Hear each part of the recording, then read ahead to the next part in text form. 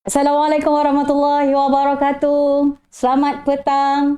Salam Ramadan kepada semua penonton-penonton di luar sana. Alright.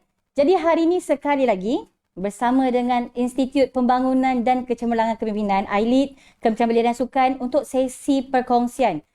Satu tajuk yang saya kira menarik bersama dengan panel kita.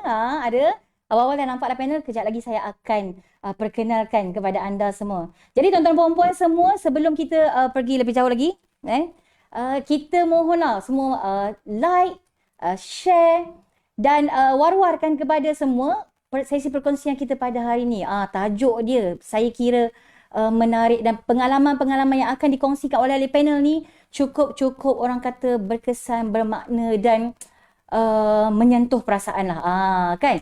Jadi, tuan-tuan puan-puan, like, share. Dan pada sesi perkongsian kita nanti juga, jika ada sebarang soalan dan sebagainya, anda semua boleh tinggalkan soalan di ruang komen kita. Okey. Alhamdulillah sekali lagi kita ucapkan kesyukuran hari ini salam 16 Ramadan. Kita diberi nikmat untuk bernafas, nikmat untuk menjalankan ibadah puasa kita juga pada hari ini, walaupun dalam keadaan pandemik COVID yang kita sikit sebanyak rasa macam sebenarnya terbatas sikit lah. Kita punya kan, saya tak nak sebut nama lagi ahli panel kita. Sebab tu tak sesasul lagi sebab saya tak perkenalkan kepada anda semua kan. Jadi saya kira orang kata kita rasa terbatas lah dalam keadaan pandemik COVID ni. Tapi kalau kita nak dengar nanti sesi perkongsian oleh panel kita, Encik Haris kita panggil dia kita akan rasa orang kata ini adalah satu orang kata ujian lah. Ataupun sikit keterbatasan yang sangat sikit jika dibandingkan dengan apa yang bakal kita ceritakan untuk topik kita pada hari ini, misi Ramadan Somalia, kembara tanpa tiket pulang. Apa dia kembara tanpa tiket pulang Encik Aris kan? Kalau dalam kepala saya mula-mula kan mungkin tak ada duit lah nak beli tiket.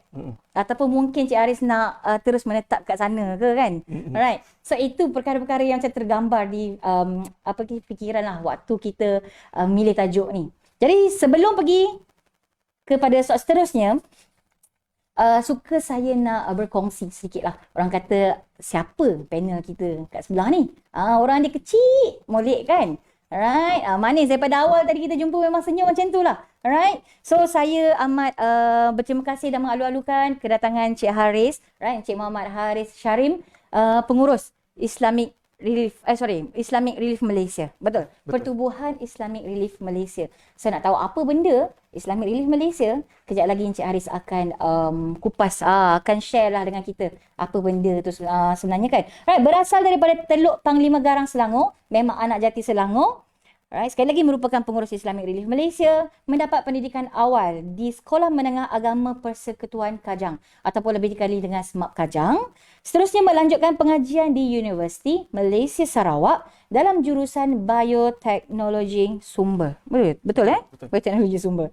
Cik Aris okey Cik Aris Saya right. sangat okey. Okey. Alright. Telah bermula dengan Islamic Relief Malaysia pada tahun 2014 sebagai Assistant Officer Charity Shop 2014 sehinggalah pada hari ini merupakan Manager Community and Digital Crowdfunding. Alright, juga merupakan penulis buku Somalia Menangis, Kembara Tanpa Tiket Pulang. Buku ni memang boleh dapat dekat mana-mana kedai buku Cik Aris. Sebenarnya kita jual dekat kita punya charity shop. I Kita punya see. online shop di Online shop. Lazada dan juga Shopee. Oh, okey. Alright. So, kita akan teruskan sebentar nanti. Sebelum nak teruskan sesi perkongsian, nak tahulah orang penonton dekat luar sana, dengar suara kami jelas tak? Cuba thumbs up sikit. Thumbs up sikit. Jelas ke tak jelas? Sebab apa? Sebab perkongsian Cik Aris ni kalau kita tak dengar dengan semangatnya kan, dia macam tak jadilah saya cerita. Okey ke? Kita punya penonton semua? Alright. So, sekali lagi, suka saya ingatkan kepada semua share, like dan komen. Dan jangan lupa juga, kita akan letak link pendaftaran dan penilaian sewaktu sesi kita berlangsung nanti. Jadi harap anda semua sejam saja, 1 jam bersama terus dengan kita. Alright, Cik Haris. Yes, saya. Misi Ramadan Somalia, kembara tanpa tiket pulang. Alright. Islamic Relief merupakan satu pertubuhan lah saya kira. Dan pertubuhan ni bukan pertubuhan di Malaysia saja. Right? Ini adalah pertubuhan worldwide lah, dunia. Boleh tak kita buka pada hari ini kan, alang-alang kita jemput Cik Haris ni kan, sebenarnya apa tu Islamic Relief Malaysia? Silakan. Okey. Assalamualaikum, selamat petang kita nak ucapkan kepada anda semua. Pertama sekali nak ucapkan terima kasih kepada Cik Ika, iLeads dan juga tim produksi yang sama-sama menjayakan sesi kita pada petang ni. Jadi sebelum kita bergerak dengan lebih deras, laju dan pantas, jadi sebelum tu kita nak minta anda di rumah dan di mana-mana saja sekarang ini, tolong beri like dan share. Dan kita ada target untuk hari ini, sekurang-kurangnya kita dapat lebih kurang 500 share boleh? Anda di luar sana, tolong kami. Dan mudah-mudahan supaya lebih ramai lagi orang dapat manfaat daripada sesi perkongsian pengalaman dan juga mungkin sedikit pengajaran boleh kita dapat dalam sesi ini. Jadi bukanlah saya cakap pengalaman saya ini paling best, tak. Tapi mungkin anda boleh terjemah dalam bentuk yang lebih best bila anda mendengar pengalaman ni. Tapi menjadi sukarelawan ni, pertama sekali adalah bila anda tahu ada bantuan yang perlu diberikan dan ada orang yang memerlukan di luar sana, anda kena respon dengan pantas dan betul. Salah satunya untuk respon bagi itunya sesi ni adalah dengan berikan like dan share. Sebab tadi saya tengok dekat ruangan komen tu, share masih 1. Alahai sikitnya. Jadi anda semua, kita perlukan sokongan anda untuk kita menerobos dan untuk kita orang cakap, untuk kita capai lagi kepada masyarakat di luar sana. Bagi ramai orang tahu pasal perkara ni. Sebab isu kemanusiaan ni bukan isu Melayu sahaja, tak. Dia isu sejagat. Dan semua orang perlu tahu dan semua orang patut tahu. Jadi insya-Allah saya share boleh? Boleh. Sila Encik Haris. Betul. Kita nak Encik Haris sebab pengalaman Encik Haris ada ni, bukan semua orang boleh pergi. Bukan semua orang dapat pergi ke sana nanti. Maksud kata satu tempat yang orang kata bahayalah. Kejap lagi kita akan kongsikan kan. Jadi memang kita nak penonton di luar sana sebar luaskanlah. Sebab apa? Sebab saya dah dengar sikit-sikit apa yang Encik Haris kongsikan sebab sebelum ni kita pernah. Tapi hari ini saya nak dengar lebih banyak lagi. Alright. So yang di luar sana share, jangan tak share. Silakan Cik Haris. Okey, pertama sekali saya nak perkenalkan Islamic Relief ni merupakan pertubuhan, bukan kerajaan, yang mana kami akan memberi respon ataupun bantuan kecemasan bila terjadi kecemasan, dan kemudian kita akan bersama dengan komuniti tersebut, masyarakat yang terjejas tersebut, sehinggalah mereka ni boleh berdikari ataupun mandiri selepas daripada bencana. Jadi sebagai contoh, di dunia ni dia ada bencana buatan manusia dan juga bencana alam sepertinya macam gempa bumi, letusan gunung berapi, taufan dan lain-lain. Jadi ni antara dua jenis bencana yang menyebabkan manusia ni hidup dalam keadaan sama ada tiba-tiba susah ataupun terus dalam keadaan kesusahan. Okey. Tapi sebelum saya bercerita tentang macam mana Islamic Relief ini sekarang ini beroperasi, saya suka untuk kita imbas di awal penubuhan Islamic Relief pada 37 tahun yang lepas, pada tahun 1984. 37 tahun yang lepas Ya. Okey. Pada waktu tu dimulakan oleh seorang sukarelawan. Kami taklah tiba-tiba besar, tapi kami bermula dengan seorang sukarelawan. Nama beliau adalah Dr. Hani Al-Banna, merupakan seorang pelajar yang melanjutkan pengajian dalam bidang perubatan. Time tu beliau ingin jadi pakar kanak-kanak. Yang mana sewaktu beliau bercuti, kan ada cuti SEM dan sebagainya kan, student kan. Jadi beliau ni nak pergi memberikan bantuan kemanusiaan, dan beliau terus terbang ke Sudan, dan bila beliau di sana memberikan bantuan dan sebagainya, kemudian beliau pulang. Dan beliau menceritakan keadaan tentang selama ni kalau kita nampak sakit, penyakit dan sebagainya, kita boleh nampak dekat dalam buku-buku perubatan, buku silibus dan sebagainya. Tapi ni nampak depan mata, perasaan dia lain. Perasaan dia luar biasa, perasaan dia tu rasa macam sense of urgency untuk kita tolong orang tu sangat-sangat diperlukan. Yelah, bila belajar tu teori je. Betul tak? Yang kita nak tengok kan. Ini nampak depan mata, jadi memang luar biasa perasaan dia. Dan kemudian beliau pulang ke Birmingham, dan kemudian bercerita tentang pengalaman berada di selatan Sudan, melihat mangsa kebuluran peperangan dan kelaparan disebabkan kemarauan dan sebagainya. Kemudian datang seorang kanak-kanak lelaki usia 9 tahun, dan kanak-kanak tu menderma yang pertama Islamic Relief terima sebanyak 20 set. Sebab itulah dalam slide yang kita kongsikan yang pertama tadi tu, kami bermula dengan sangat sederhana. Walaupun kita dah berada di 47 buah negara, kita ada lebih kurang 4,000 orang staff, dan kita dah bantu lebih kurang 120 juta orang. Macam-macam kesusahan dan ujian mereka lalui, tetapi kita bermula dengan 20 sen dan juga daripada seorang sukarelawan yang mungkin tak ada pengalaman pun nak menguruskan operasi sebesar itu pada waktu itu. Kan, tapi alhamdulillah berkat daripada kesungguhan seorang sukarelawan ni, kemudian dibantu pula dengan derma seorang kanak-kanak umur 9 tahun, sekarang ni kami dah melebarkan operasi kami. Maksudnya kanak-kanak tu tadi adalah pencetus lah. Dengan 20 sen tu dia pencetus kepada feelings nak lebih besarkan lagi kan. Sebab tu kita suka ada sesi forum macam ni supaya orang tahu. Bukanlah nak jadi penderma, nak jadi sukarelawan ni kena terus pergi Somalia ataupun terus bagi derma 20 juta. Tetapi kita mungkin boleh mulakan dengan apa yang kita ada sekarang. Sama macam Dr. Haniat Bana, sama dengan pengasas tadi. Even bila kita berborak dengan Dr. Haniat Bana, pengasas kami ni bagi tahu sebenarnya bukan saya pengasas.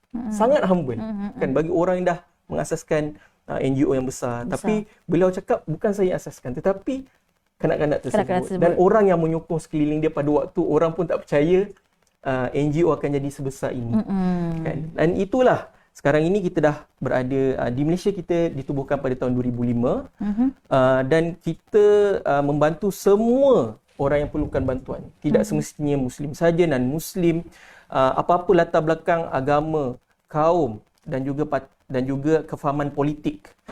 Dan kita akan cuba untuk memberikan bantuan, tidak kiralah mereka itu berada di kawasan terpencil dan susah macam mana pun, kita akan cuba untuk bantu the poorest of the poor. Termiskin antara yang termiskin. Dan itu adalah mandat kami.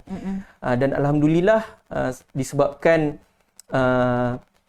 operasi dan juga transparansi dan juga kerja yang sangat-sangat hebat daripada pejabat lapangan kami ini, kita dah bantu orang dengan sangat-sangat banyak. Sangat banyak lah. Betul. Dan banyak tempat lah. Betul. Yang orang kata Cik Haris dah pergi kan. Alright. Okay. So itu sedikit pengenalan. Ada lagi? Tambahan mengenai Islamic Relief? Alright. So itulah sedikit sebenarnya. Sebenarnya Islamic Relief ni dia adalah merupakan pertubuhan sukarelawan lah kita kata. Betul ke? Betul. Kita berdasarkan sukarelawan. Berdasarkan sukarelawan. Tapi mungkin ada orang tanya kan, berpangkalan di UK kan, tolong orang Malaysia ke? Jadi anda boleh tengok gambar, kita akan tunjukkan sebentar lagi. Yang mungkin mana dalam perkongsian lah. Dalam perkongsian. Yang ini merupakan sesi agihan kami sewaktu bulan Ramadan ini di Sabah. I see. Okay. So ni projek bulan puasa ni lah. Ya betul. Nak masuk tempat ni bukanlah mudah. Kadang-kadang kena lalu jalan 4-5 jam. Kemudian jalan ada darat, ada laut, ada kena naik boat dan sebagainya betul. Kan. Tapi itu adalah kita punya komitmen. Dan kena ingat, sumbangan ini bukan sumbangan daripada Islamic Relief, tapi sumbangan daripada rakyat Malaysia kepada rakyat Malaysia melalui rakyat Malaysia. Dan bukan saja kita bagi bantuan makanan, kita juga bagi keperluan pendidikan. Contohnya waktu PKP awal-awal dulu, semasa Mac 2020, kita tahu memang ada pelajar yang ada masalah akses kepada internet dan juga tak ada apa-apa peranti ataupun laptop untuk mereka teruskan pembelajaran atas talian. Betul. Jadi kita berikan bantuan ini dan mereka dapat pembelajaran itu dengan lebih baik. I see. So maksudnya bukan hanya bencana sahaja, right? Bukan hanya orang kata kalau ada event-event kesusahan ataupun kemusnahan, banjir dan sebagainya, tapi pelbagai sumbangan, pelbagai bantuan yang Islamic Relief tawarkan, bantu, maksudnya beri kepada masyarakat di luar sana. Alright. So kita nak teruskan Cik Haris kepada orang kata topik utama kita lah hari ni. Yang pentingnya misi Ramadan Somalia kembali tanpa tiket pulang ni. Ni sesuai sangat tajuk ni dengan bulan Ramadan kita. It's like macam saya rasa mesti throwback pada Encik Haris lah. Betul. Bulan Ramadan yang berada di Somalia pada waktu tu, misi Somalia. Kejap lagi Encik Haris akan share kan ini misi yang keberapa dan sebagainya. So pengalaman yang saya kira mungkin kita semua tak mampu lagi untuk pergi, right? Tapi kita boleh dengar daripada Encik Haris sendiri. So Encik Haris, misi Ramadan Somalia kembali tanpa tiket pulang ni, macam mana orang kata, boleh tak Cik Haris kongsikanlah pengalaman sebenarnya apa misi tersebut kan, kenapa ke Somalia tersebut pada tahun bila dan why pentingnya. Sebab tajuk buku tadi pun sama, Kembara Tanpa Tiket Pulang. Dia memang macam tak nak balik lah. Mungkin nak duduk kat sana, mungkin lah nak jumpa orang sana ke kan. Right? So boleh tak kongsikan hari ni orang kata berkaitan dengan tajuk kita. Silakan Cik Haris. Okay, terima kasih Cik Ika. Sebenarnya tanpa tiket pulang ni dia sinonim dengan satu frasa dalam bahasa Inggeris lah, kita sebut one way ticket.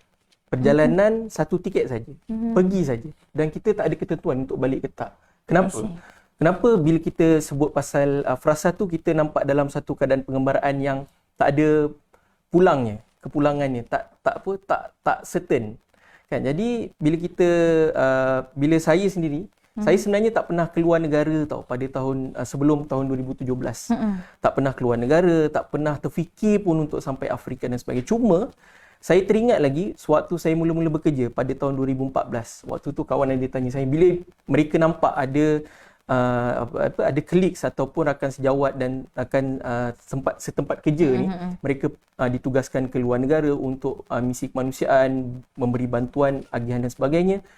Dia tanya kat saya, kalau sama-sama tanyalah, saya tanya kawan tu, kalau kau nak pergi luar negara, kau nak pergi mana? Ada nak pergi Gaza, tempat-tempat yang familiar lah, Syria kan.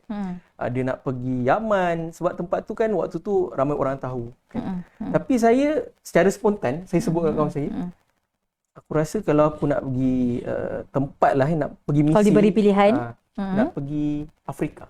Okey. Spontan, saya tak terfikir, tak terapa kan, tak terbayang pun saya cuma cakap benda tu. Dan kemudian pada tahun 2017, sewaktu saya teringat lagi, sewaktu saya dekat traffic light section 9 Bandar Baru Bangi, dalam satu petang Ramadan tu, tiba-tiba ada seorang wakil pengurusan bagi tahu saya, Brother Haris, boleh tak saya nak minta Brother Haris punya salinan pasport. Okey. Saya cakap, kenapa ni kan? Jadi bila dia bagi tahu, okey, kita akan bagi taklimat. Okey. Dan waktu itulah diumumkan akan ada satu misi pergi ke Somalia. Maksudnya waktu dia minta pasport tu, dia tak bagi tahu lagi pergi mana? Saya macam dah boleh hidup dah tahu. Mungkin misi, cuma kita tak tahu negara misi yang mana mana satu. Sebab biasanya dalam ini sebahagian daripada proses kita lah untuk kita tahu projek tu dah berlangsung, berjalan. Sebab kita menjalankan amanah orang, sumbangan orang. Jadi kita nak seboleh-boleh nak tahu projek tu berjalan dengan baik dan penerima manfaat tu dapat kesan positif dia. So memang ini adalah sebahagian dari proses tu, tapi tak semestinya perlu pergi ke sana. Tapi yang paling penting untuk kita pastikan adanya proses monitoring and evaluation tu lah berlaku. Jadi bila saya tahu macam pasport ni macam pergi mission, tapi mission yang mana satu. Kemudian adalah kemudian dokumen-dokumen dikongsikan, pergi Somalia. Jadi waktu dipanggil untuk sesi taklimat tu, ketua misi kami, kedua pegawai eksekutif kami, Tuan Haji Zairul, dia bagi tahu, brother and sisters, tempat yang kita akan pergi ni adalah tempat antara yang ketiga paling bahaya dalam dunia. Ketiga paling bahaya dalam dunia? Ketiga dalam dunia. Pertama, kedua? Syria dan Gaza. I see. Dan kedudukan tu sentiasa bertukar setiap tahun. Sebab mungkin ada kawasan tu akan diserang, akan dibom, ada peperangan dan sebagainya. Dia bertukar-tukar. Tapi itulah top 3. Dan bila kita cerita tentang Somalia ataupun Mogadishu ni, kita akan ingat banyaknya lanun, banyaknya pengumuman dan sebagainya kan. Dan pada waktu tu, dia beritahu, brother and sisters, this is one way ticket. Sebab tempat tu memang bahaya, dan bila kita dapat opening ataupun pelepasan daripada Islamic Relief Antarabangsa untuk menghantar pasukan ke sana pun, dia dah bagi tahu dah tempat ni bahaya. Maksud kata tadi, kembali tanpa tiket pulang tu, it's like macam you pergi jangan berharap untuk pulang lah, macam tu? Ya, betul. Mungkin kita pergi sebagai penumpang, balik sebagai kargo. Okey. Tu bahasa mudahnya lah. Dan memang dalam taklimat keselamatan dia bagi tahu, setiap malam kita mungkin akan dengar bunyi tembakan dan juga bom. Dan bila dengar dua benda ni, apa langkah seterusnya yang kita perlu lakukan? Itu dah diajar dan dilatih tau, dan kami disiapkan untuk perkara itu. Dan kalau kita boleh imbas lah kenapa saya cakap benda bahaya, bila kita Google ataupun bila kita search dan kita buat kajian sendiri pun, antara salah satu peristiwa yang sangat-sangat famous atau terkenal adalah Black Hawk Down pada tahun 2013. Yang mana pada waktu ni batalion terakhir Delta Force askar Amerika Syarikat ni, mereka ni buat operasi tentera pengaman di bandar Mogadishu, Somalia. Dan pada waktu tu terjadi dan tercetusnya perang sivil 1993 dan menyebabkan seramai 2,000 penduduk Somalia meninggal dunia disebabkan peperangan itu. Tapi askar ni, mereka ni membantu memberikan security ataupun keselamatan kepada operasi-operasi bantuan makanan, ubat-ubatan dan sebagainya. Dan kita boleh dapat maklumat ini dengan lebih lanjut. Anda boleh YouTube saja video tentang Black Hawk dan peristiwa dan sebagainya. Tapi ada seorang askar Malaysia yang meninggal dunia daripada operasi tersebut, dan ada lebih kurang 5 askar tentera Amerika Syarikat yang juga meninggal dunia dalam kejadian ni lah. Sebab sangat bahaya. Sebab apa? Macam saya dikabarkan because of kita punya tentera Malaysia tu cuba untuk selamatkan, orang kata apa? Bukanlah kubu. Apa kita panggil yang Amerika Syarikat punya tu? Okay, sebenarnya mereka membuat rondaan keselamatan dan mereka menggunakan helikopter. Dan unfortunately pada hari tersebut helikopter tu ditembak oleh roket dan jatuh di satu pasar nama dia Bakara Market. Dan kemudian bila mereka jatuh ke pasar tersebut, dalam 70 orang lebih jumlahnya, mereka dikepung. Ini situasi yang berlaku pada waktu itu tu lah, 1993 tu. Sebelum kita punya askar pengaman datang tu lah kan. Alright. Dan kemudian bila ada dalam keadaan tersebut, UNISOM ataupun United Nation Operation Somalia 2 dia meminta bantuan daripada camp ataupun Malaysian Battalion 1 yang ada pada waktu tu untuk selamatkan mereka. Dan pada waktu tu kita ada lebih kurang 114 askar yang menyelamatkan 72 orang askar ni lah.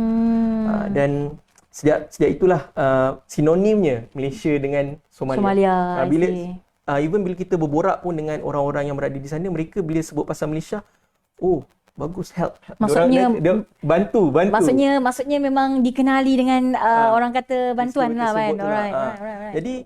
Jadi kalau anda boleh tengok dalam satu gambar yang kita tunjuk tadi.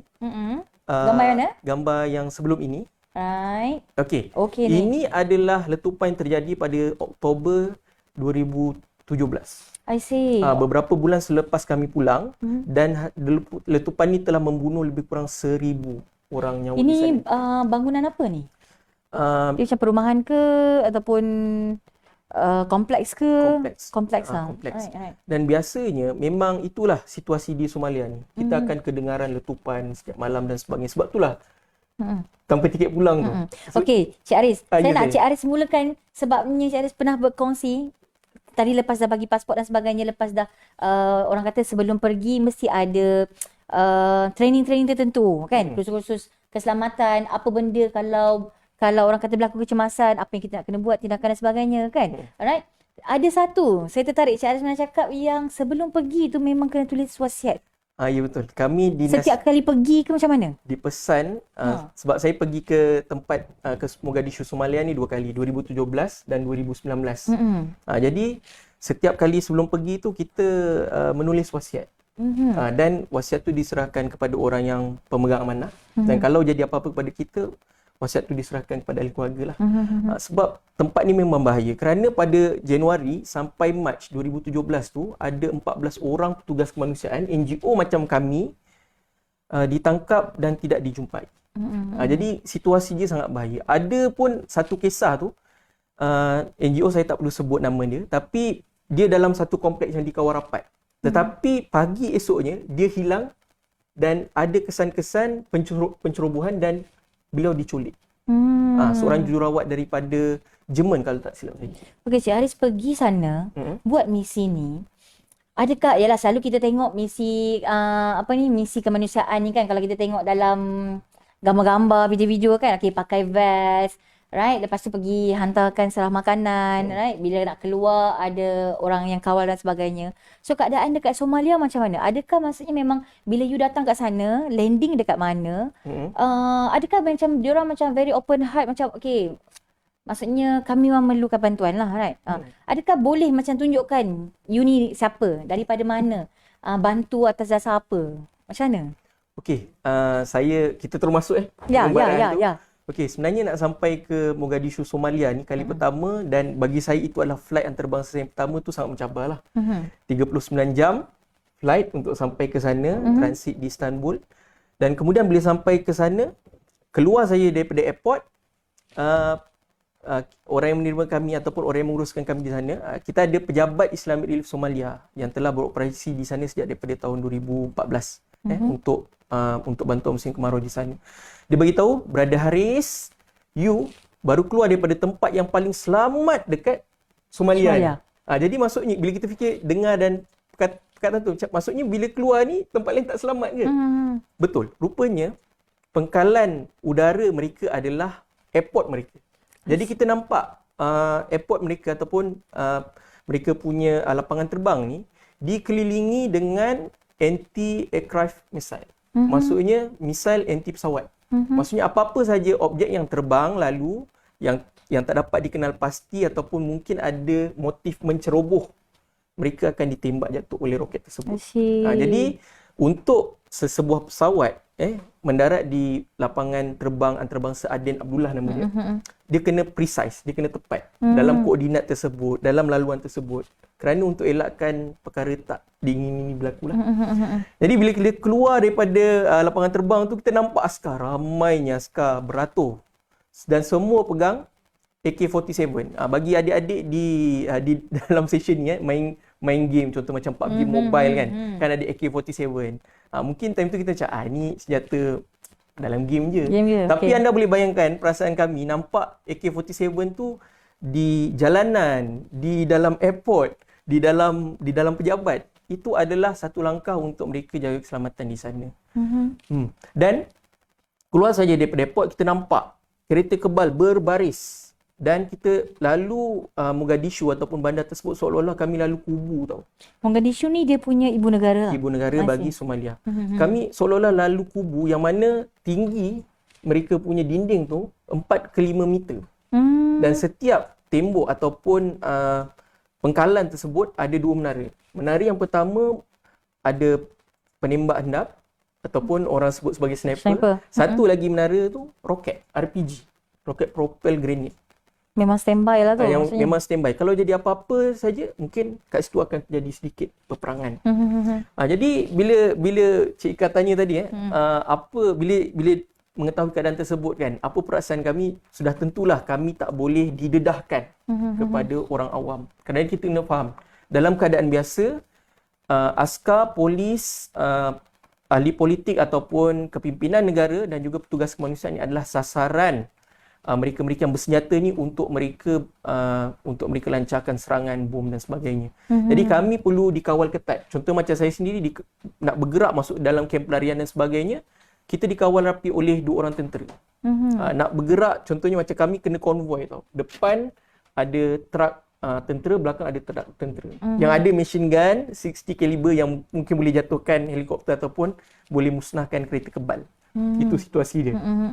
Dan kami tak boleh sesuka hati nak keluar daripada kereta dan pergi masuk ke dalam mana-mana. Sebab itu adalah protokol keselamatan. Contoh kan, macam kalau kita pergi negara luar lah kan. Okey, jalan sikit, ada nampak port cantik kan. Tunggulah turun sekejap, gambar kan, selfie, kenang-kenangan kan. Tak boleh lah, maksudnya tak boleh macam tu dalam misi kan. Betul, sebab anda bayangkan kami bila berada dekat dalam jeep ataupun truk tersebut bila kita lalu saja Mogadishu, dahlah macam kubu tentera kan. Dinding ataupun tembok tinggi-tinggi. Kami nampak pula kesan-kesan tembakan dekat tembok tersebut. Rumah musnah macam saya tunjukkan tadi, kompleks musnah dan sebagainya. Jadi sudah tentulah kita ni pun sentiasa berjaga-jaga. Dan macam kami sendiri berada di sana, setiap malam memang dengar bunyi letupan, dengar bunyi bom. Kemudian disusuli dengan bunyi ambulan. Itu adalah situasi normal lah. Dan memang walaupun kami dikawal rapi, macam saya sendiri berpeluang solat Jumaat di sana, kan kami dibenarkan. Sewaktu solat tu kita pun solat secara khuf, dalam istilah fiqh dia. Solat dalam keadaan perang. Yang mana kalau 2 orang askar, mungkin mereka ada soft yang berlainan. Askar di belakang tu melambatkan dia punya rukun dia dalam solat. Dan bila askar di barisan depan ni selesai, barulah mereka akan sudahkan rokaat yang sebelumnya. Jadi maksudnya macam dia delay sikit lah. Delay lah 1 rokaat. 1 rakaat. Jadi waktu tu saya mengingatkan saya kembali. Kau ni dalam perang ni sebenarnya risk kan. Jangan main-main. Tapi kenapa kita sanggup pergi ke sana? Soalan Cik Ika tadi. Sebab bila kita tahu macam Islamic Relief, bila kita ada pejabat lapangan di seluruh dunia ni, kita terima laporan situasi menceritakan tentang kebuluran di sana, kelaparan di sana, kemarau di sana, dan teruknya keadaan, tak cukup segala keperluan asas ni. Jadi Islamic Relief Malaysia kita ambil keputusan, kan? Sebab kita memang ada komitmen untuk membantu negara-negara yang serba krisis ni. Tapi kita ambil keputusan pada tahun 2017 untuk hadir ke sana, dapatkan cerita on the ground. Kita nak tengok, kita nak ziarah sahabat kita di Islamic Relief Somalia, dan projek apa yang berpotensi untuk kita kembangkan, untuk kita danai, untuk kita taja, dan kita dapatkan sokongan ramai. Jadi kita ambil keputusan ni walaupun bahaya, walaupun mungkin akan mengorbankan nyawa, tapi kita nak juga buat sebab kita tahu kalau mereka ini tidak dibantu, mungkin lebih ramai orang yang susah. Kerana penduduk Somalia 17 juta orang, 70% tu adalah mereka yang berada dalam bawah tahap kemiskinan. Jadi mustahil untuk mereka ni membina semula kehidupan mereka. Ada antara mereka mungkin bekerja teruk-teruk dan sebagainya, sehari cuma 70 sen. Cuma 70 sen. Dan kita nanti mungkin saya akan kongsikan pengalaman melihat keadaan di kamp pelarian dan sebagainya, kan. Ya, saya dikabarkan Cik Haris pun ada slide juga, slide dan beberapa video untuk ditayangkan, kan. Alright, sila. So nanti kita akan kongsikan dengan lebih lanjut. Tapi slide yang saya tunjukkan kepada anda sekarang ini adalah punca terjadinya krisis kemanusiaan di Somalia. Kerana kita di sana ada bencana alam, kurang air, kemarau yang sangat dahsyat, sudah berikat lamanya. Bila jadi air, banjir, sampai banyak orang yang kehilangan makanan. Hasil ternakan mereka musnah dan sebagainya. Dan bencana buatan manusia. Ketidakstabilan politik, apa orang cakap, perkauman, dan juga isu keselamatan. Okay. Alright, so okay, next. Ni antara slide-slide yang Cik Haris ni lah. So ni ada tayangan video So kita tengok video ni dulu, Cik Haris. Boleh.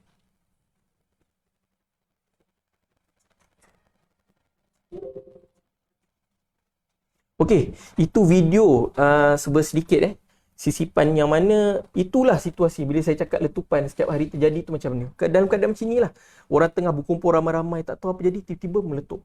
Sebenarnya sebelum jadi letupan ini, ada letupan susulan sebelum tu. Sempat dirakam lah. Dan anda bayangkan perasaan setiap malam dengar bunyi letupan ini. Letupan, tembakan, kan? Betul. Alright. Okay, next. Ni pun ada video juga. Lagi.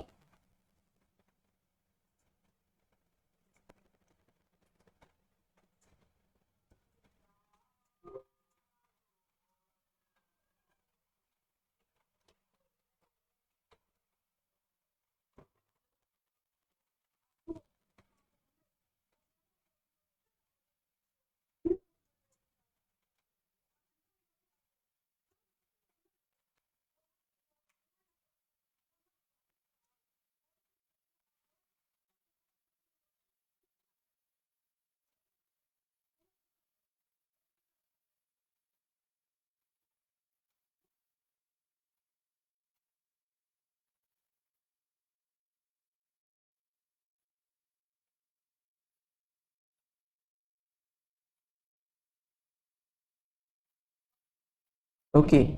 Okay, ni video berkaitan apa ni?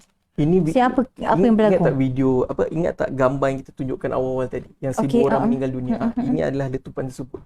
Oh, okey. So inilah yang berlaku pada waktu tu. Mungkin ada yang bertanya kan, letupan ni macam mana bentuk dia? Okey, anda bayangkan di Somalia ini sinonim dengan letupan kereta ataupun satu bom dipasang di bawah kereta, kemudian kereta itu akan meletup.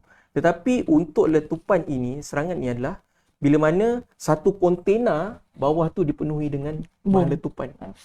Kan, jadi itu menyebabkan dia punya radius kemusnahan tu lebih besar daripada kereta. Sampai anda boleh tengok tadi, bangunan 3 tingkat pun dah tak ada dinding. Maksudnya memang dia punya pattern adalah macam tu lah. Maksudnya letakkan bahan letupan di kenderaan lah selalunya, macam tu kan. Right. Sebenarnya sebelum Cik Haris tambah lagi, sebenarnya apa konflik yang berlaku dekat Somalia ni? Apa yang krisis diorang yang menyebabkan hari ini itulah perkara yang berlaku dan dilalui oleh diorang? Okey. Sebenarnya mereka ni yang pertama sekali sudah tentulah disebabkan kemarau. Jadi mereka ni kekurangan sumber makanan, air dan sebagainya. Jadi itu menyebabkan keadaan sedikit mencabar dari sudut emosi, ekonomi dan lain-lain. Jadi mereka tinggal dalam keadaan yang tertekan, itu yang pertama. Yang kedua pula, melihat kepada situasi disebabkan faktor manusia. Kan, kalau ikut sejarah di Somalia ni, mereka ni satu negara yang mengalami perpecahan disebabkan dahsyatnya isu perkauman. Kan, mereka di sana ada 370 puak. Setiap puak ada mereka punya ketua, dan ketua mereka ni ada pengaruh tentera, senjata dan juga kawasan tersendiri. Dan mereka ni sentiasa ada rasa curiga dan takut kepada puak yang lain. Antara puak Ada lah maksudnya, persepsi antara puak. Okey. Kemudian diburukkan pula dengan wujudnya satu kumpulan yang suka melancarkan serangan yang kita dah tunjuk pada awal tadi. Banyaknya serangan-serangan dan sebagainya kan. Dan kemudian politik tidak stabil, dan kemudian penduduk di sana ni ditadbir dengan ketakutan. Kan, kerana mereka tak mahu mana-mana, bila kita banyak pihak ni, tak mahu mana-mana pihak ni terlampau dominan, mereka akan buat serangan. Tetapi bila kita bercerita tentang krisis ataupun punca kepada isu ini berlaku, saya nak anda semua betulkan kita punya kompas pemikiran dan kita punya sudut pandang terhadap perkara ini. Sebab kita tahu memang orang yang berkepentingan dan yang suka merebut kepentingan tertentu kan, suka bergaduh ni sebagainya. Yelah, macam mungkin ada satu puak nak menguasai satu kan benda kan. Benda itu sentiasa ada di mana-mana pun kan. Tetapi yang perlu kita sedar adalah bila terjadinya konflik, sudah tentu orang yang tidak berdosa, orang awam yang jumlahnya lebih ramai daripada orang cakap mereka yang ada kuasa grup-grup kepentingan ni yang terjejas, dan orang itulah yang kita sebagai NGO kemanusiaan dan orang awam ni perlu beri perhatian. Sebab kalau tak dibantu mereka, keadaan mereka lebih teruk, mereka ni mungkin akan mendekati maut. Itulah deskripsi yang saya boleh berikan. Nanti kita akan ceritakan. Tapi sebagai kefahaman awal itulah Cik Ika. Okey. Teruskan dengan perkongsian Cik Haris. Seterusnya. Okey, ini adalah gambar menunjukkan ada satu tempat penginapan yang dibom sebelum kami berangkat naik ke pesawat penerbangan kami pada misi pada tahun 2019. Jadi untuk pengetahuan anda semua, Islamic Relief Malaysia kita hantar delegasi kemanusiaan kita pada tahun 2017 dan tahun 2019. Tetapi pada Mac 2019 ni, betul-betul sebelum kami sampai ke Mogadishu, kita dikabarkan betul-betul ni dekat boarding hall ni oleh CEO kami, ahli misi kami, Brother Haris and team, tempat yang kita baru nak yang akan kita mendarat sebentar saja lagi, beberapa hari jam dan kemudian ni baru saja dibom. Kan? Dan bila kami tahu pun letupan ini berapa banyak yang terbunuh dan sebagainya, betul-betul uji kami punya mental dan persiapan kami lah waktu tu. Sebab kita dekat boarding hall kan. Kalau ada orang nak ambil keputusan untuk patah balik dan sebagainya pun, mereka berhak. Sebab mereka tahu nyawa mereka akan terancam. Tapi kami ambil keputusan untuk beranikan diri juga. Mungkin ini adalah first trial. Ujian yang pertama kami sebelum sampai ke sana. Dan bila dah masuk ke dalam pesawat, kami umumkan kepada ahli keluarga kami tentang keadaan di sana. Okey Cik Haris, bila pergi sana, you tak boleh tunjukkan you as sukarelawan kan? Sebab kalau kalau tahu, maksudnya kalau tahu anda membawa orang kata bantuan, so you adalah orang kata sasaran target lah. Alright. Jadi macam mana bila dah sampai sana, macam mana nak menjalankan orang kata aktiviti tu? Bila yang you boleh keluar daripada kepompong jagaan tadi tu? Okey. Baik, sebenarnya bila kita bergerak ataupun bila kita mobile daripada satu kawasan, contoh point A ke point B, kami dikawal oleh askar, betul. Tetapi bila kita dah tiba di tempat yang selamat, sebagai contoh kita nak memberi agihan bantuan. Sebab kami di sana kita banyak ziarah kem-kem pelarian di Mogadishu, Somalia. Dan bila kita dah masuk di kawasan yang selamat tersebut, barulah kita akan keluar daripada truk dan barulah kita akan buat proses agihan. Tapi sebelum kami keluar, kena pastikan radius kami berada tu dalam keadaan selamat dan tak ada apa-apa ancaman keselamatan lah. Okey. Jadi mungkin saya boleh tunjukkan kepada anda mungkin situasi di kem pelarian. Okay, next. Okay, ini adalah kem pelarian yang mana di Mogadishu, Somalia, dalam satu lebuh raya. Okay, lebuh raya dekat Somalia ni anda tak boleh bayangkan macam Lebuh raya kita. kertas, LDP, kan, SKBE, tidak. Dia adalah satu jalan lurus yang ada kawasan berturap, ada kawasan tapi banyaknya tidak berturap dan berlubang-lubang. Di kanan dan kiri jalan yang lurus tu penuh dengan kem pelarian. 500 kem pelarian. Dan setiap kem pelarian ni dinamakan dengan kampung asal mereka. Contohnya Kuntuwari, contohnya Farsole, contohnya Darussalam dan sebagainya. Bila kita tanya kan, kenapa setiap kem ni ada nama dia? Okay. Anda kena ingat, ini adalah tempat tinggal pelarian dalam negara. Na'udzubillah, kita bagi contoh. Kita bagi contoh. Malaysia ni terjadi kemarau, mereka tak cukup makan, tak cukup air. Tapi apa yang jadi adalah, satu penduduk di dalam negeri, di selatan contohnya, mereka berpindah semua pergi ke KL. Jumlah mereka berjuta-juta, beratus ribu.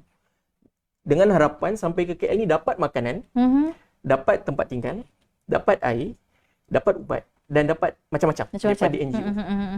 Tetapi apa yang mereka harapkan semua tak dapat. Tak ada. Why? Sebabnya adalah ialah tempat yang mereka pergi tu pun hospital dibom dan sebagainya.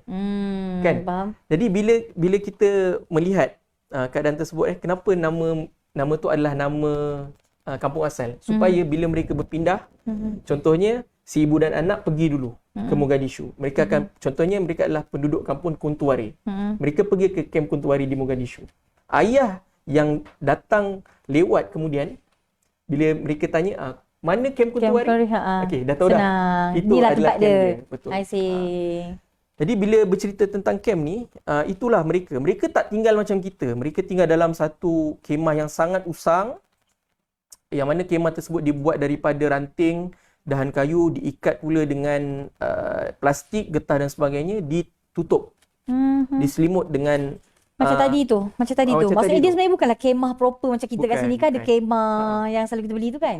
Ini adalah tempat tinggal mereka. Ini mereka jumpa macam tempolin, plastik, sampah sisa-sisa tu mereka jadikan kemah. Dan anda boleh bayangkan, yang saya sebut kem ada 500. Setiap kem ada lebih kurang 300 ke 1000 kemah macam ni. Dalam satu kemah ada 4 ke 6 orang di dalamnya. Tak ada apa-apa. Tak ada elektrik, tak ada air, tak ada tandas. Jadi menyebabkan mereka ni hidup dalam keadaan sukar. Anda boleh, kalau kita boleh zoom sikit kepada gambar ni, anda boleh nampak ada titik hitam tu. Macam dot hitam tu kan, macam ada batu hitam tu. Itu adalah tempat yang dekat ni lah, yang dekat tanah tu. Itu adalah tempat mereka masak. I see. Itu adalah dapur mereka. Bezakan dengan dapur kita? Kan? Bezakan dengan dapur kita, tuan-tuan dan puan-puan. Jangan cakap dapur, maksudnya rumah kita siap ada tandas semua lagi kan? Yang ni maksudnya kalau dia nak beli tandas sebagai, pandai-pandai lah maknanya kata. Betul. Alright. Okay, nanti kita tunjukkan satu lagi gambar. Okay, kita teruskan sebenarnya dengan tak ada gambar. tandas pun ni pun bahaya. Okay, next. Okay, ni yang saya cerita tadi. Bila tak ada air, kemarau, tetapi bila terlebih air, banjir sampai siklon. Jadi anda boleh tengok 700 ladang haiwan di sana musnah. 80% daripada haiwan ternakan di Somalia ni mati. Dia menyebabkan mereka ni tak ada makanan yang cukup lah. Okay, next. Ini yang saya ceritakan. Pelarian dalam negara. Bila mereka dah jadi pelarian, basic necessity mereka, keperluan mereka tak cukup. Okay, next. Okay. Kita sempat pergi pada misi yang kedua ke satu wilayah nama dia Nugal. Okay. Untuk pengetahuan anda, Somalia ni dia ada 3 wilayah. Somaliland, Puntland dan juga South Central Zone, CZS. Yang mana 3 wilayah ni, kita pergi ke wilayah yang paling kering, iaitu Puntland, di satu tempat nama dia Nugal. Sampai di satu kampung, kita ditunjukkan dengan kolam yang kosong. Macam ni. Inilah. Kerana harapan mereka bila buat kolam ni ada air hujan yang mereka boleh tadah. Tetapi isu dia 10 ke 9 tahun tak ada hujan. Tak hujan lah? Memang tak hujan. Dan kita berjumpa dengan satu kolam ni nama dia Bearcat. Ada 2 Bearcat yang kami nampak, satu Bearcat air dia coklat. paras paras apa ni? Lutut. Paras lutut. Satu berikat lagi, idea hijau penuh dengan sampah dan najis, paras buku lali. Kulali. I see. Jadi bila kita tanya kan, yelah kita tanya siapa dalam hati kita, siapa gambar nak ambil guna. air ni kan. Datang seorang penternak kambing, ambil air tu minum. Dan dia ambil air tu bagi haiwan ni Air minum. minum. Okey. Rupanya itu adalah sumber air yang terakhir bagi penduduk di kawasan kemarau tersebut. Sebelum kering semula Ya, kan. betul. I see. Alright. So itulah orang kata sikit gambaran lah. Saya kira banyak lagi gambar-gambar yang Cik Aris nak share kan. Dia memang orang kata dia ada ke macam padang gurun ke kosong macam yang kering kontang. Adakah keadaan di sebelah Ada. tu kan? Right. Tapi Cik Aris, apa yang hari ni lah, right? Saya teruskan dengan soalan saya yang seterusnya lah kan. Bila Cik Aris pergi kan, pergi sana tengok keadaan misi dan sebagainya dan nak membuatkan Cik Aris untuk pergi lagi pada misi yang kedua 2019 kan. Ada tak orang kata sedikit sebanyak kan macam mana kan benda ni menjadi menguatkan orang kata prinsip jati diri Cik Haris sebagai seorang warga negara Malaysia. Bila kita cerita mengenai konteks kenegaraan lah pada hari ini. Okay, bila pada permulaan perkongsian tadi kita bincang tentang sukarnya keadaan bila isu perkauman ni tidak diselesaikan. Kemudian mereka tidak mampu untuk bertoleransi atas perkara-perkara prinsip ataupun platform yang sama. Dan kita nampak keadaan tersebut ni sedikit sebanyak menyukarkan program-program atau bantuan-bantuan pembangunan negara lah orang kata. Dan juga melambatkan segala proses yang berlaku dalam negara tersebut. Jadi bila kita ambil pengajaran ni sebagai warga negara, saya rasa bersyukur kita berada di Malaysia ni sebenarnya. Sebab alhamdulillah walaupun kita ditakdirkan dan dianugerahkan dengan macam-macam latar belakang kaum, agama dan sebagainya, kita masih lagi berpegang pada prinsip kesopanan dan kesusilaan sebagai teras rukun negara kita yang kelima. Yang saya rasa benda tu kita perlu pegang sebagai prinsip jati diri kita, sebagai satu landasan dan panduan kita. Dan bila jadi beberapa isu cetusan-cetusan yang mungkin akan menggugatkan harmoninya Malaysia ni, kita berpegang kembali kepada prinsip tersebut. Kerana kita kena fahamlah, kita tak perlu tunggu negara jadi seteruk negara-negara lain. Mungkin saya sebutkan ni contoh yang eksklusif yang saya ada pengalaman. Tapi ada banyak lagi negara yang tidak stabil, dalam keadaan yang lebih kurang sama krisisnya, pun punca-punca krisis tu berlaku lebih kurang sama je. Dan sebagai petugas kemanusiaan, saya rasa bila kita tahu keadaan ini sukar di luar sana, di sebelah dunia yang tersebut, saya rasa kita sebagai warga negara, kita kena bersungguh-sungguh lah dalam melihat isu kemanusiaan yang terjadi di Malaysia ni, dan kita terus respon kepada perkara tersebut, tak payah tangguh, kita terus tolong orang susah. Dan dalam masa yang sama, kita jangan buat seorang-seorang. Kita libatkan sukarelawan satu Malaysia ni, kita libatkan sukarelawan dalam pelbagai latar belakang supaya mereka sedar kepentingan untuk kita membantu akar umbi. Itu pengajaran yang saya dapat yang terbesar bila kita terdedah dan alhamdulillah dapat peluang kepada pengalaman-pengalaman ni. Okay. Apa benda yang paling pengalaman yang Cik Haris tak boleh lupakan ketika berada dekat sana? Yang paling tak dapat dilupakan. Okey. So kita boleh paparkan slide. Alright. Okey. Teruskan. Tengok. Okey, dia banyak. Tapi nanti saya akan cerita yang paling Satu je. Paling Satu je. Yang paling je. Yang paling. Satu je. Kena cerita paling terus. Yang paling terus. Satu yang paling paling yang paling tak dapat dilupakan. Satu. Okey, next. Okey, ini tadi kita cakap mengenai keadaan kemarau kat sana kan? Ya, betul. Alright. Teruskan. Okay, next. Alright. Okay. Okay, kita tunjuk video tadi. Okey, video tadi. Video tadi. Bukan apa, sebabnya perkongsian ni banyak ni. Banyak benda, saya kira banyak benda yang menarik. Tapi yang paling sukar untuk dilupakan, right kan?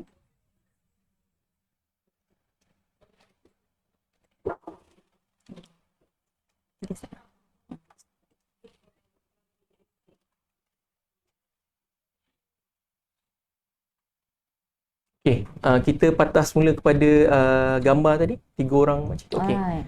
Okay, saya sempat berborak di satu camp Kem ni adalah kem Darussalam kalau tak silap saya. Kita jumpa dengan 3 orang ibu yang sedang angkat tong kuning. Yang mana untuk mereka dapatkan tong kuning ni, mereka perlu angkat air di belakang badan mereka lebih kurang 25 kg berat. Dan kemudian bila kita tanya salah seorang daripada mereka, ada ibu ataupun kakak ni jawab, untuk sampai ke sini saya perlu berjalan 45 km. 45 Dalam kilometer. keadaan ini Ramadan ni, puasa, tak cukup air, lapar, penat, sakit dan sebagainya. Anda boleh tengok ada antara mereka tu yang tak pakai slipper pun.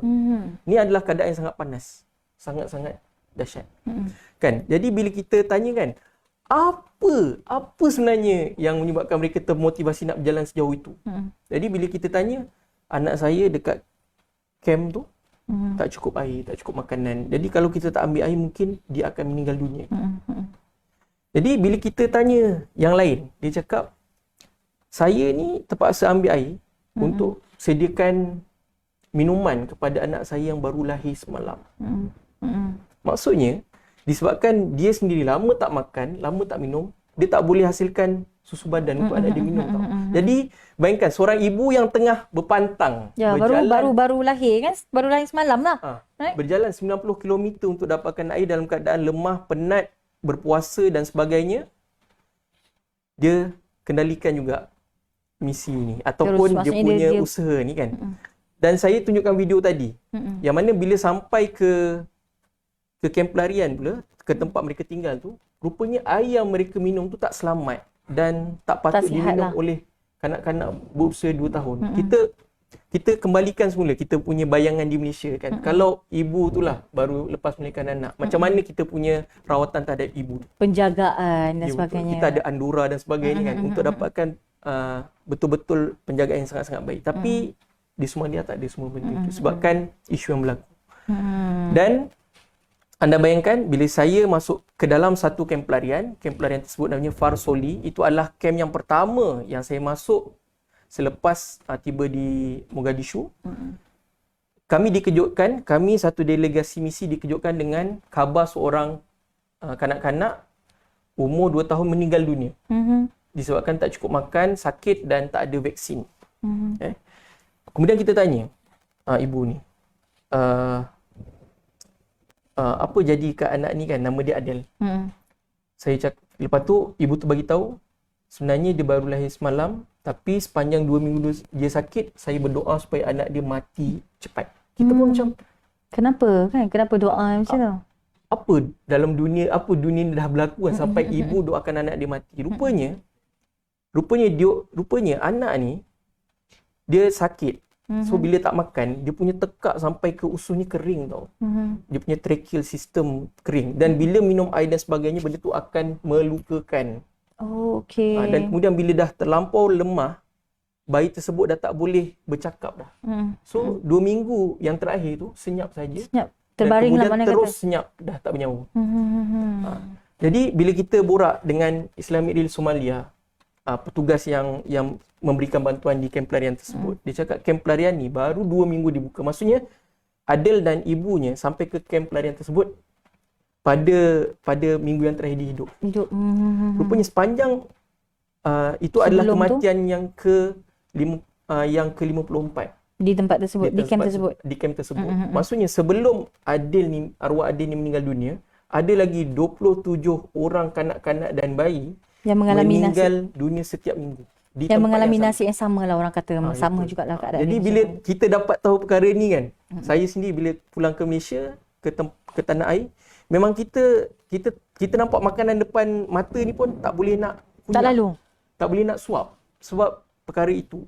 Kan? Maksudnya terbayangkan ialah orang kat sana tak boleh nak makan, tak ada makanan sebagainya. Macam kita bila macam saya sendiri kan, seorang pelajar sains resource biotech kan, pernah belajar tentang nutrition dan sebagainya. Kita boleh tengok washiorkor.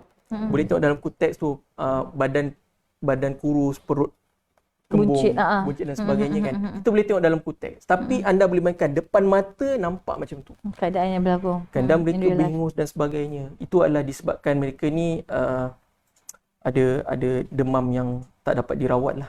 Maksudnya kekurangan dari segi orang kata kesihatan lah kan, Cik Aris kan. Alright, Cik Aris, kita sedar tak sedar sebenarnya kita dah hampir nak menghampiri sejam lah perkongsian kita kan, dan orang kata dah di hujung-hujungnya. Suka saya nak ingatkan, saya ambil kesempatan saya nak ingatkan kepada penonton di luar sana, right?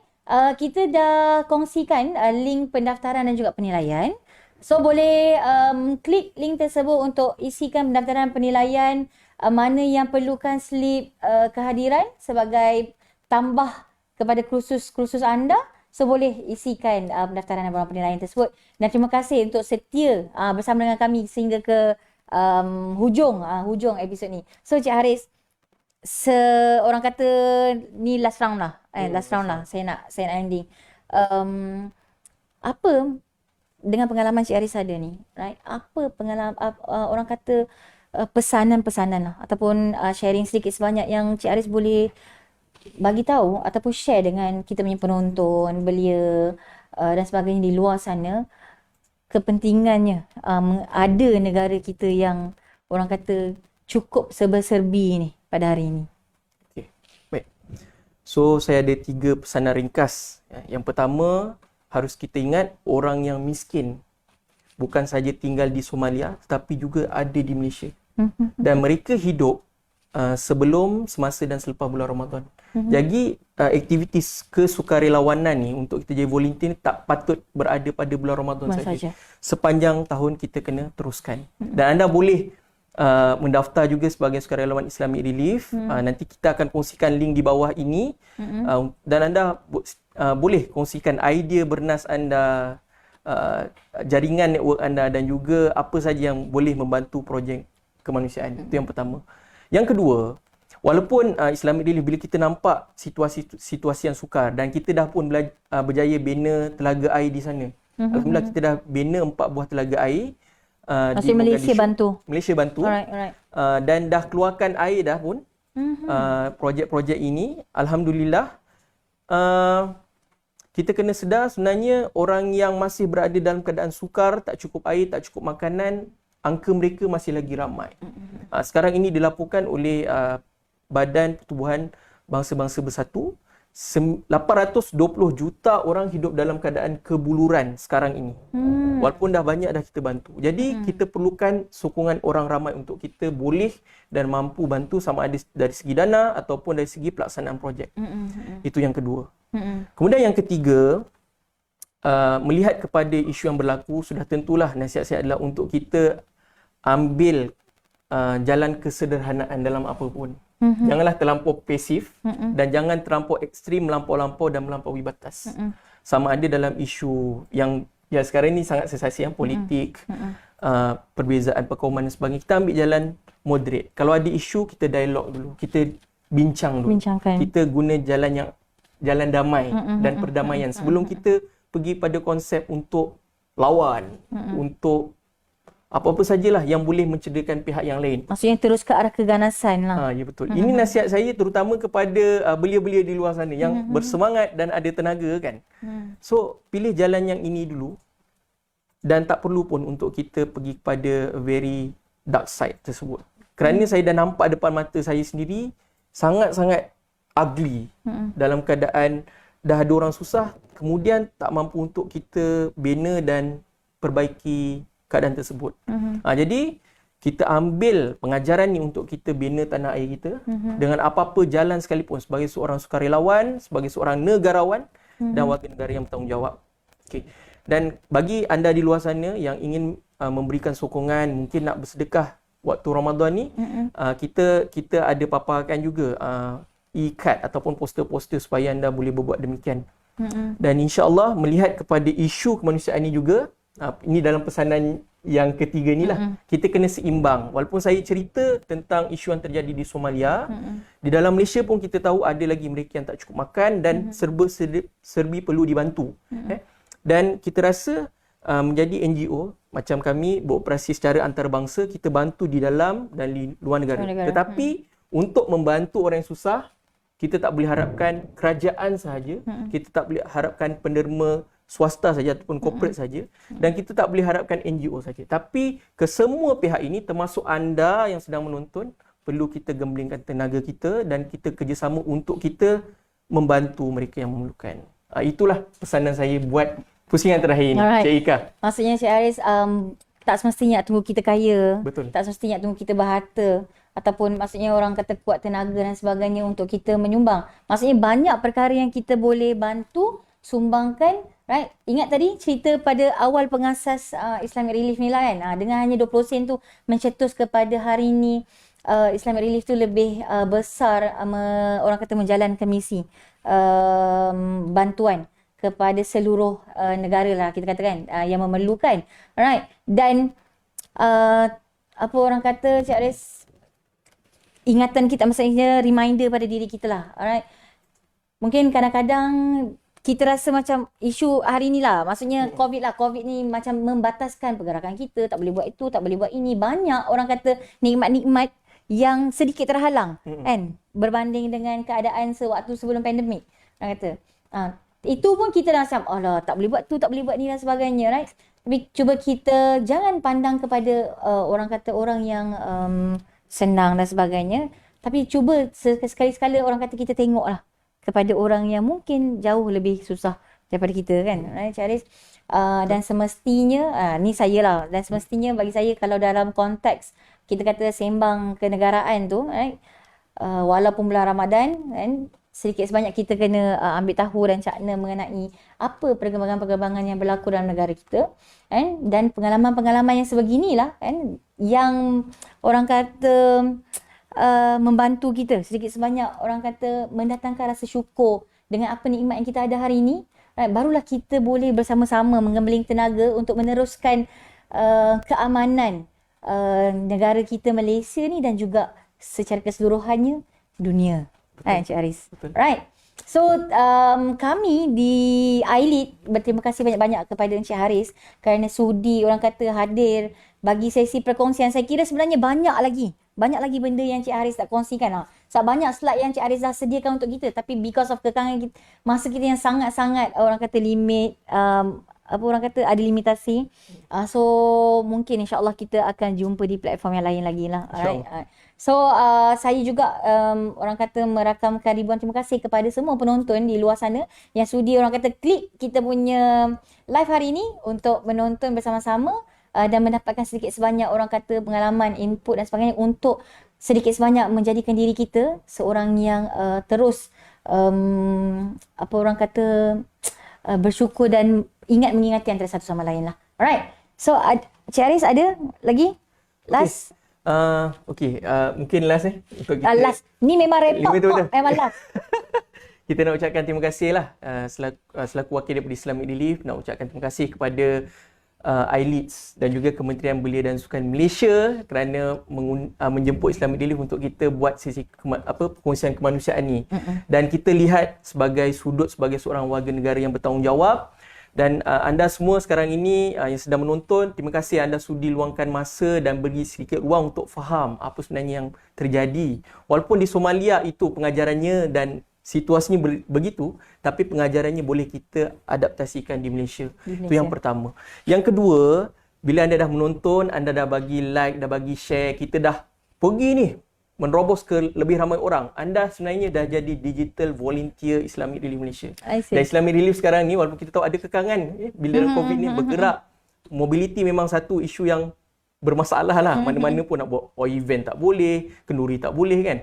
Tapi kita benarkan anda untuk jadi sukarelawan menggunakan konsep digital volunteerism. Anda daftar dan insya-Allah akan ada staf kaki tangan Islamic Relief ni akan bantu anda. Kita akan bagi anda training, kita akan bagi anda sesi mentor dan juga coaching supaya anda boleh jadi digital volunteer yang kompeten dan juga boleh menyumbang menggunakan jalan-jalan digital ni. Okey, kalau penonton di luar sana nak tahu lebih lanjut lagi mengenai Islamic Relief dekat mana? Website ke apa ke? Anda boleh layari website kami www.islamic-relief.org.my.